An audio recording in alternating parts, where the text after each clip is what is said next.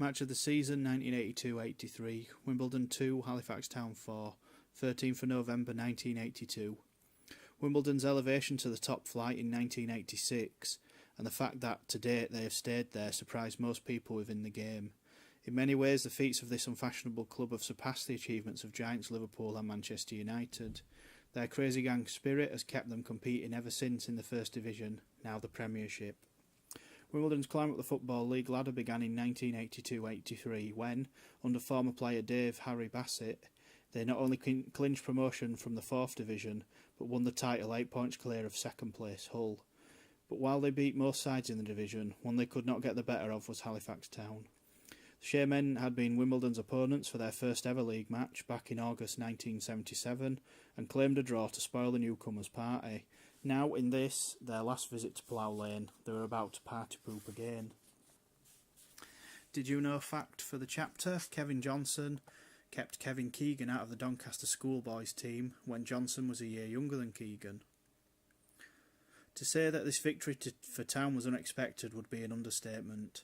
Most people, probably a few of the players themselves, thought they were travelling to Plough Lane to make up the numbers. Town had not won for 11 games, home or away, and confidence was as low as expected for a side that lay 22nd in the table. The Dons, on the other hand, had already staked their promotion claims, though they went into this game having lost their last 2 matches, at Colchester and at Hartlepool.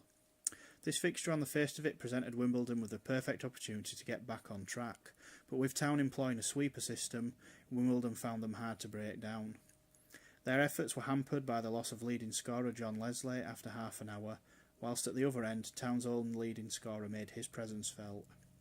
In Bobby Davison's short time at Halifax, this game undoubtedly provided his finest hour. His hat-trick was the first in the league, and Wimbledon had no answer to him. He opened the scoring in the 42nd minute with a first-time strike after Vernon Allott and Paul Hendry had combined to set him up, and made it 2-0 7 minutes after half-time, when Hendry sent him clear. Allott made it 3-0 following some slack defending, whilst Wayne Entwistle's goal only served to give the home side false hope of a fight back. Davison completed his hat-trick in the 68th minute, finishing off a Steve Spooner-inspired move with a first-time shot.